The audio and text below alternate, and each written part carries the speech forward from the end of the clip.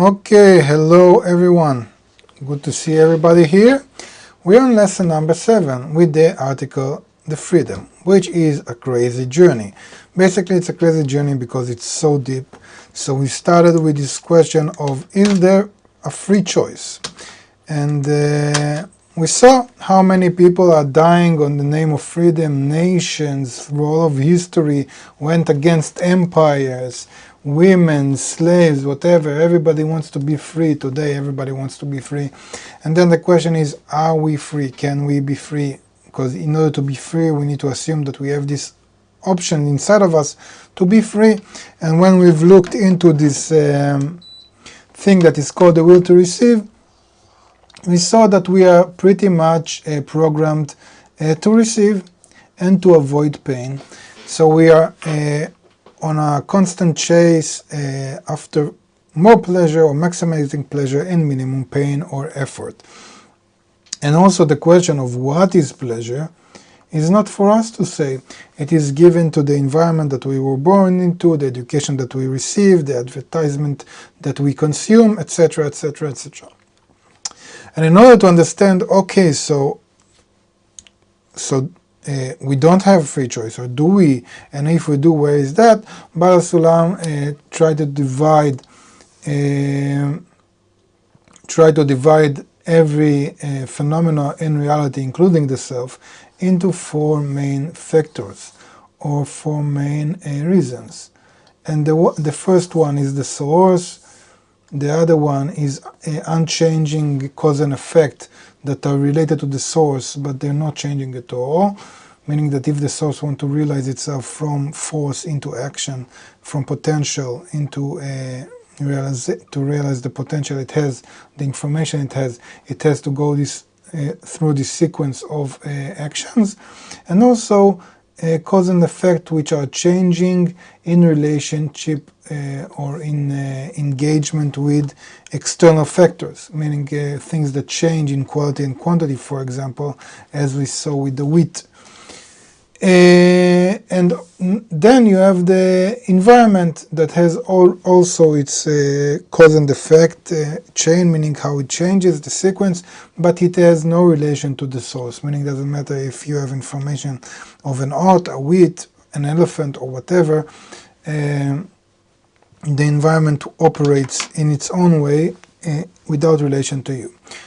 And from there we started. From there we went to all kinds of places that Baal HaSulam wanted to explain things or give us a background about different stuff in order to understand where exactly do we have freedom of choice. Because actually, in this kind of image of the world or of the self, then you can say that on the side of the source, we are all subordinate. Did it say this word subordinated? What word did he use? Let me check that. Subordinate, yeah.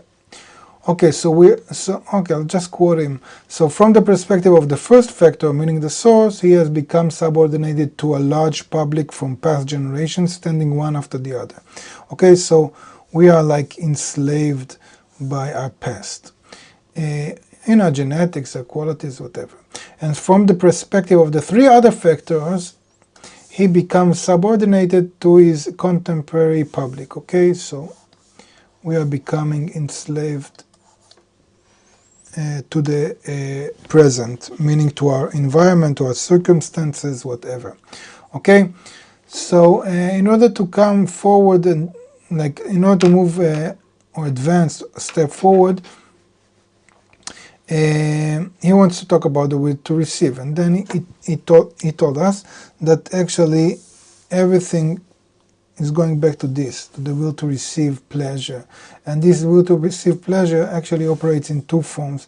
Either it has the attracting force, so if I have some kind of will to receive, it has the attracting force, which are actually the boundaries of the will to receive, how much it can want and observe in quality and quantity. And that is like the attracting force, and everything that it cannot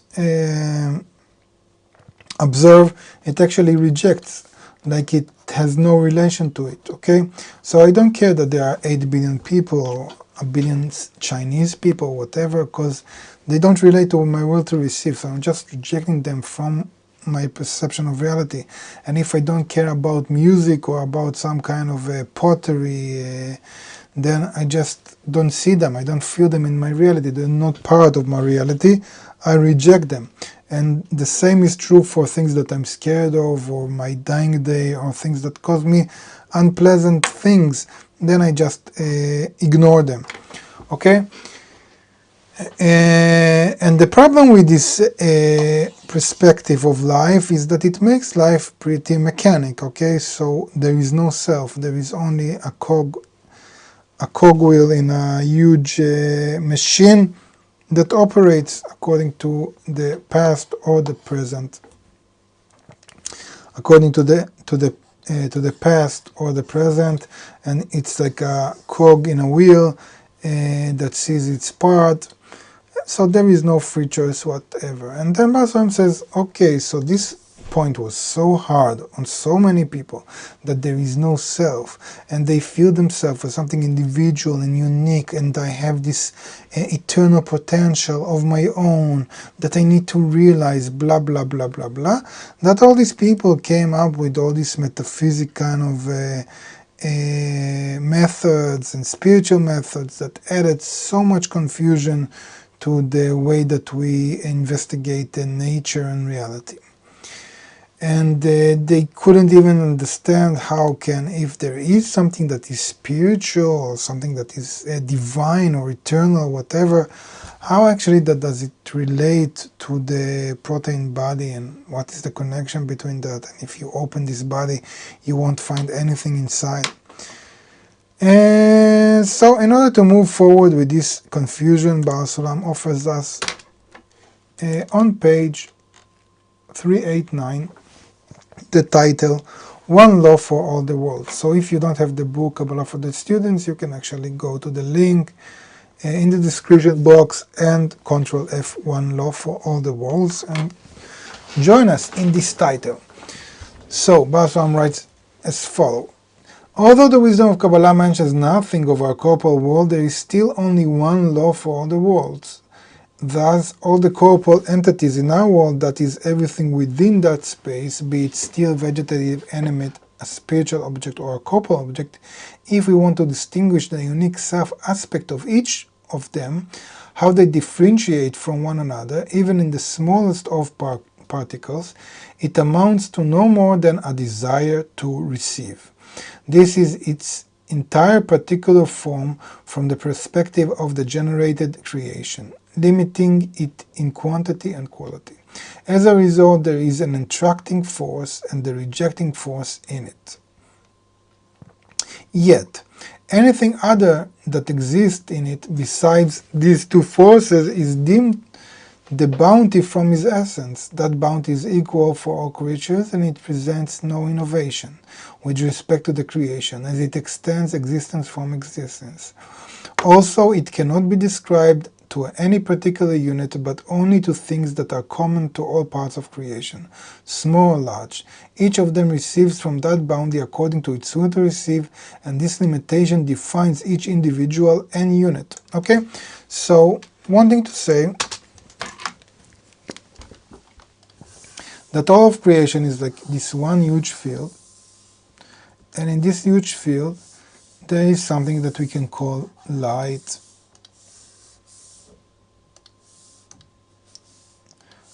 or bounty,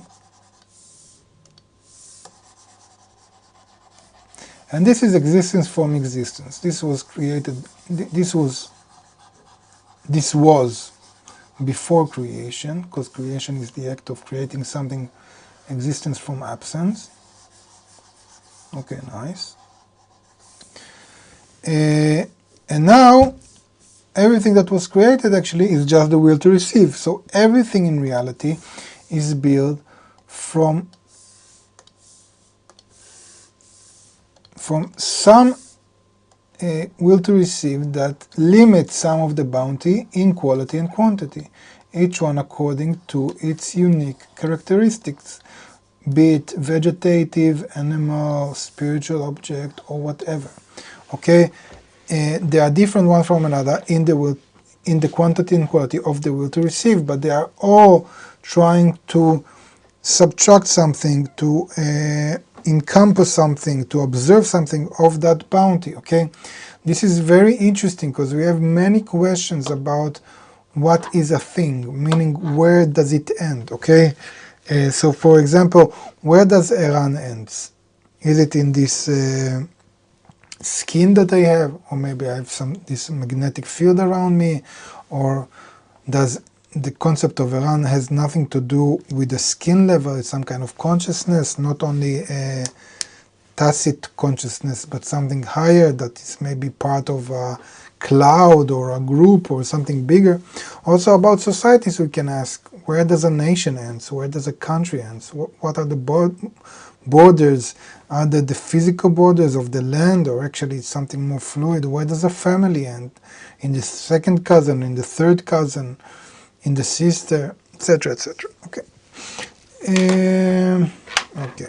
So you can understand how complex it is, but this explanation, although may seem a bit abstract, actually it's very, very deep and very explanatory of many phenomena that science has huge problems with.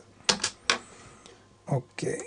Thus, I have evidently, from a purely scientific perspective, proven the self of every individual in a scientific, completely criticism-proof method, even according to the system of the fanatic automatic materialists. From now on, we have no need for those lame methods dipped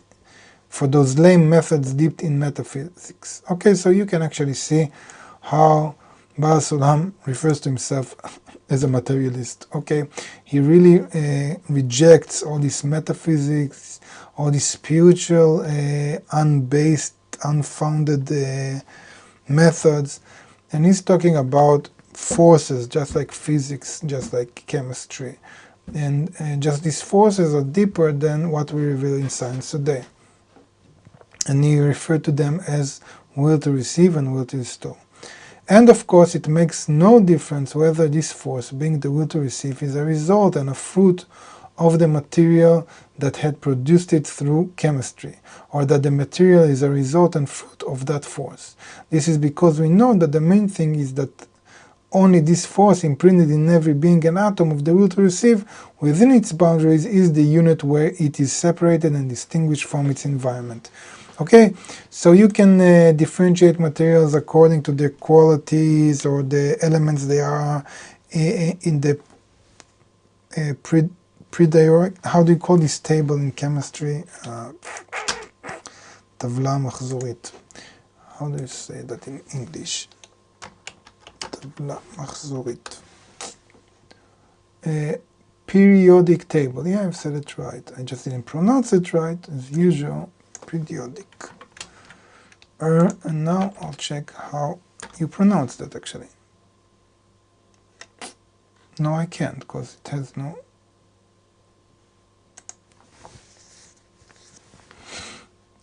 they don't allow me to do that.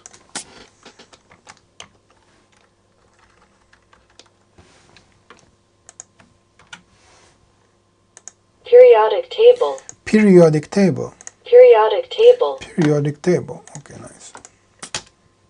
Okay, so it doesn't matter if what is the external form of a thing, the elements, the material, the qualities. It doesn't really matter. What matters actually is that it comes down to the will to receive that it has inside of it in quality and quantity. All other discernments in which there is a surplus of that force are not related in any way to that particle or that group of particles with respect to itself, but only with respect to the whole, which is the bounty extended to them from the Creator. This is very interesting, that the bounty is the whole. So anything that is added to the will to receive is related to the whole. Now, what is a whole? Also, there are different levels of wholes. and a certain whole can be a particle or a part compared to a higher whole, which is common to all parts of creation together, without distinctions of specific created bodies, because the Creator is good and benevolent to everyone, bad and good, small and big, meaning that you have this bounty, this light that is constant. It doesn't do any discrimination. It is just there. You can say that it shines or exists or whatever, and you receive from it only according to your will to receive. Now we shall understand the matter of the freedom of the individual according to the definition of the first factor, which we call the source, where all previous generations, which are the ancestors of that individual, have imprinted their nature. As we have clarified, the meaning of the word individual is but the boundaries of the will to receive, imprinted in its group of moleculars. Thus you see that all tendencies has inherited from his ancestors are indeed no more than boundaries of his will to receive, either related to the attracting force in him or to the rejecting force in him, which appear before us as tendencies for stinginess or generosity, a tendency to mingle or to stay secluded, and so on. Okay, so all these tendencies are a result of the will to receive in quality and quantity. Because of that, they really are his self, ego, fighting for its existence. Thus, if we eradicate even a single tendency from that individual, we are considered to be cutting off an actual organ from his essence, and it is also considered a genuine loss for all creation. Because there is no other like it, nor will there ever be like it in the whole world. After we have thoroughly clarified, so this is very important, not to ruin anything, any tendency, any will to receive whatsoever. Everything is needed for the general correction. After we thoroughly clarified the just right of the individual according to the natural laws, let us turn and see just how practical it is, without compromising.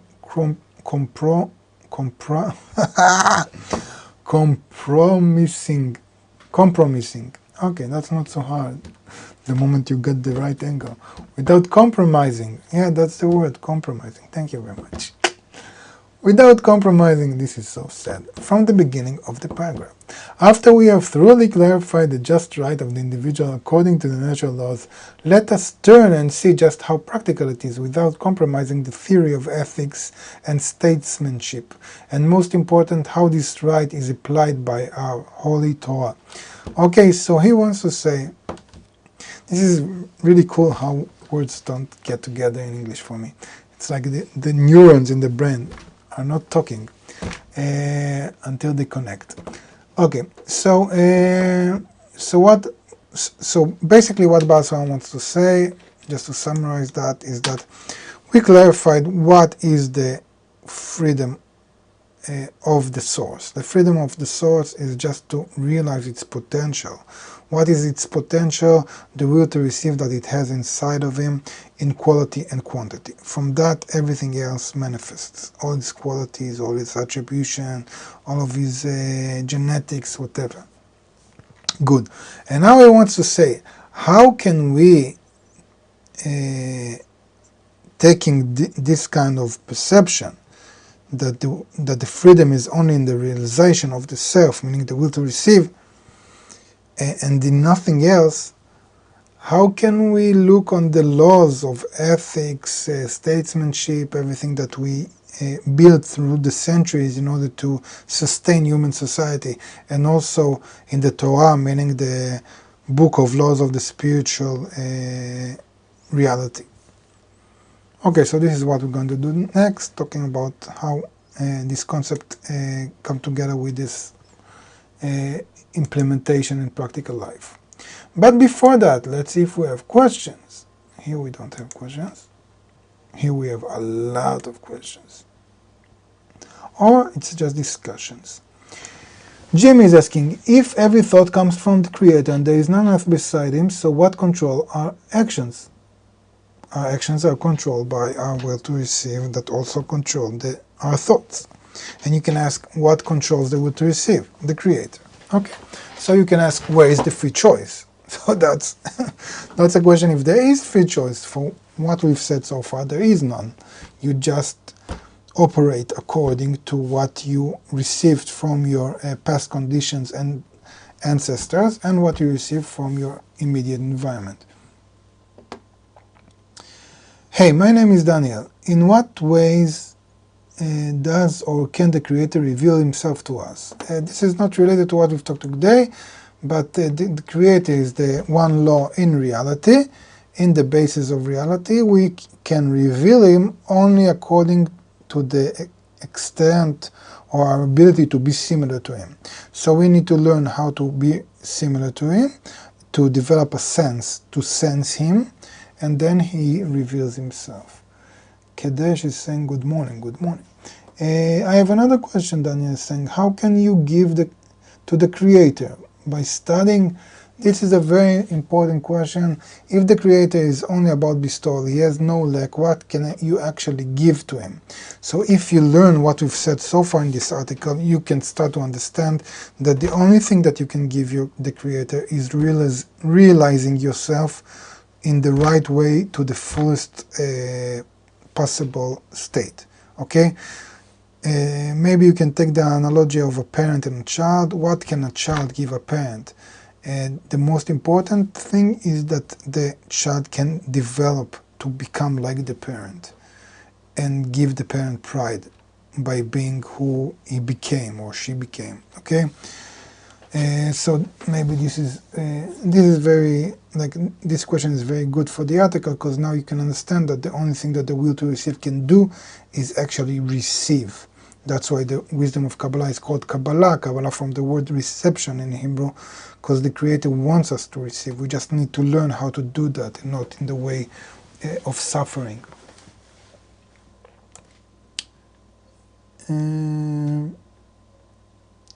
Is what the moon?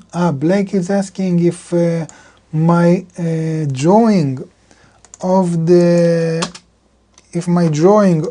field of creation and how different will to receives wills of reception are operate or exist inside of the field. He's saying about this field that it's the moon. Well, I'm really offended. No, I'm kidding. Whatever. Kadesh is asking, if all the Kabbalist book speaks about the spiritual world, then how should we read the Bible or study it? You should first learn what the Bible is talking about. You should receive the key. You should receive something like a key to the language, because otherwise you can start thinking that the Bible is talking about history or people that lived in this world in a place called Egypt or Israel or in the desert or whatever, and moved and did and ate and whatever, instead of understanding that it all talks about your internal journey.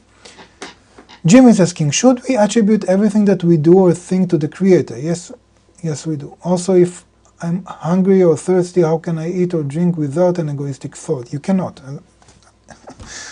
Until you change your nature, you are compelled to act by your ego. That's who you are. That's like the most basic, fundamental thing inside of you. It sounds like he's really trying to get through the... okay, thing. These are not questions.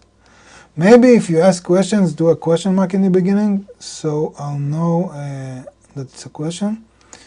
So if time is the movement between the states, and so my experience of time change on how close I am to the Creator, or in other words, the faster I experience time, the closer I am to the Creator, yes, you can say that. It's not related to the course right now or to the lesson, but yes, that's a very nice discernment. I would say more accurately that the more closer you come to the Creator, you go above time and space, meaning you go above these limitations, and you reveal that they are just illusions of the will to receive. Blake is saying he's trying to be funny. Yeah, it was funny, the moon thing. No problem. More questions? No more questions. I have more time. I have 4 minutes. Can I do actually in 4 minutes another thing? Yeah, let's try that. Okay, so we're starting to see how can we live in human society or in spirituality with the concept that all of the free choice we have is to realize what the will to receive we have inside of us, the source. Taking after the collective. Our scriptures say, take after the collective. That means that whatever there is a dispute between the collective and the individual, we are obliged to rule according to the will of the collective in our world. Thus, you see that the collective has a right to expropriate the freedom of the individual, which is weird according to what we said before. But we are faced with a different question here, even more serious than the first. It seems as though this law regresses humanity instead of promoting it. This is because while most of humanity is undeveloped, and the developed ones are always a small minority, if you always determine according to the will of the collective, which are the undeveloped, and the reckless one, the views and desires of the wise and the developed in society, which are always the minority, will never be heard, taken, and will not be taken into consideration. Thus you seal off humanity's fate to regression, for it will not be able to make even a single step forward. This is very, very important stuff. However, as is explained in this article, the peace section, necessity to practice caution with the laws of nature, since we are ordered, that was the previous course, if you haven't saw it, you still have the playlist of the peace article on YouTube. Since we are ordered by providence to lead a social life, we have become obligated to observe all the laws pertaining to the sustenance of society. And if we are somewhat negligent, nature will take its revenge in us regardless of whatever or not we understand the reason for the laws. Okay? So a few problems here. In order to sustain human society, we must go according to the majority, to the collective, like in a democracy. Second, we need to go according to the laws of nature, but we will suffer by nature, as we saw in the article The Peace that we've talked about in the previous course. And a third thing is that each individual must realize his potential, his source, and if he's being limited or being restricted by the collective, how can he do that? And more than that, the collective is always less developed than the individual, so are we going into regression? So these are like four main problems. And we can see that there is no other arrangement by which to live in society except following the law of taking after the collective, which sets every dispute and tribulation in society in order. Thus this law is the only instrument that gives society sustainability. This is very, very important. We know that from science only comes to that in recent years, understanding that in very complex system like a society, like human society, but in any complex system, if you aspire to an how do you say this word? Well, I cannot pronounce that. I don't have this connection in my brain. Equilibrium, brother. Equilibrium.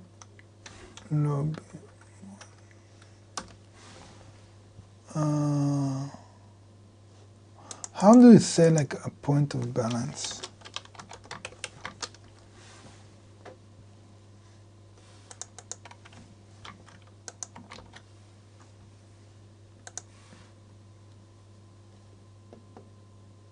Yeah. Equilibrium. Yeah, that was nice.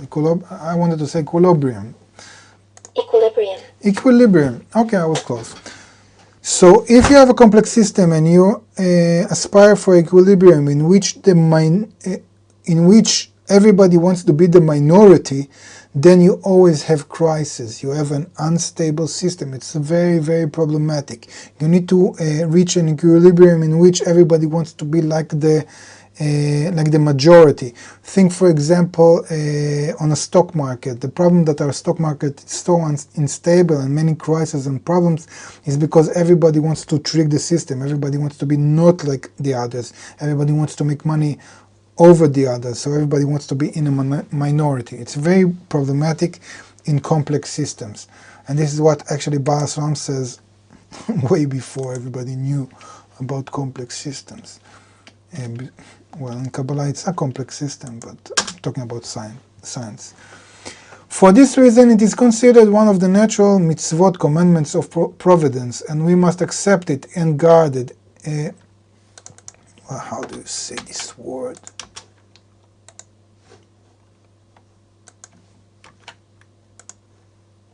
Meticulously. Meticulously, in a way that shows great attention. Meticulously. Meticulously. Meticulously. Meticulously. Equilibrium. Meticulously. Okay. Okay, so for this reason it is considered one of the natural mitzvot, commandment, meaning of providence, meaning mitzvot in Kabbalah is laws of nature that Kabbalists revealed way before. And we must accept it and guard it meticulously, regardless of our understanding. This is similar to all the other mitzvot in the Torah. The Torah is like the laws of nature, yes, that Kabbalists revealed many years ago from the spiritual attainment. All of them, and it's true also to complex system in our world, in general and in particular to human society. All of them are nature's laws and His providence, which come to us from above downward. And I have already described how all the stubbornness we detect in the conduct of nature in this world is only because they are extended and taken from laws and conducts of upper spiritual worlds.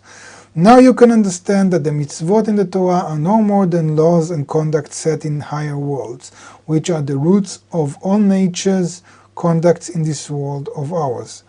The laws of the Torah always match the laws of nature in this world as two drops in a pond. Thus we have proven that the law of taking after the collective is the law of providence and nature. Okay, so this is clear, but it's not clear how taking after the collective lives together or exists together with the fact that we talked about that each individual should realize himself, what he has inside of him, the source, his freedom to do so. We cannot damage him or restrict him, and we shouldn't do that if we want to not go into regression. So we still haven't talked how these two coexist. We need to scrutinize that in following lessons, but we don't have many more time today. Equilibrium, yes, that's what I said.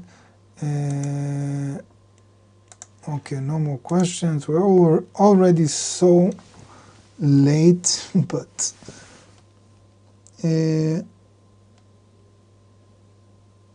okay. Am I correct in saying that we have free will when the Creator conceals Himself and we don't have free will when the Creator reveals Himself? You have something in that, but it's not so correct. But because what you're saying is that Kabbalists that are in attainment of the Creator in spiritual reality have no free choice, which is a very problematic statement. Sorry, I have one more question. Shouldn't be sorry, it's okay. What's a method to check whether you're acting in an egoistic manner or not? This is called the practical Kabbalah, or what you operate in a 10 or in a group, and compared to the others, you can check yourself. I want the instructor to answer what, Brenda? I'm sorry. You took the question, sorry. Okay, so I didn't see the sorry. So I cannot relate to that. So if we always are what we were before, so we don't really have a choice in being successful or smart, I haven't said that. We're not always what we were. There are changes, but these changes also come from nature, okay? So we don't have free choice in that, but we change all the time, just like in evolution. But can you choose to be successful or smart? You cannot. Your will to receive just determines that. If you want more, you'll be smarter. If you want more, you'll have to be successful, even if you fail 5,000 times, because you'll be compelled by your nature. Serious question, like all the others weren't. Why does creation have to be so complicated? It's not complicated, it's very simple. We are complicated. Nicholas is asking, what is the role of the malach in the creation? Malach, you mean angel? Angel or malach or malachim in Hebrew are laws of nature that are 1 degree lower than humans, okay? So just like animals in our world, okay? So they are called like malachim in spirituality. Ibrahim, to answer your question about, okay, question, is the law of Torah loving your friend as yourself? Yes, it is, Brenda. That's like the general law, okay? This is the general law of creation. And but it's divided to many local laws or implementation. How can we hear the Creator's voice? Lena is asking. I answered that, Lena. We need to develop a sense to sense Him. And the moment we are egoistic, we are completely not in His. We're not transmitting on the same wave as Him. Okay, so we're like in an egoistic reality. We're like blind or deaf to the Creator, and we need to develop this sense of going outside of ourselves, and then we start to reveal Him. I've answered that before. Okay, that's it for today. Wow, 7 minutes after time. Does source mean big also? I don't know what's big. Source is like the matzah, the information. Let me check what is big and I'll tell you. Beak, a bird's horny projecting jaws, which is not. A person's nose, it's not. A projection in the pro of ancient worship. No, I don't know what. A magistrate or a schoolmaster. Well, in the 18th century. Well, I guess it's not a beak. Okay, thank you very much. Take care. And see you next time. Bye-bye.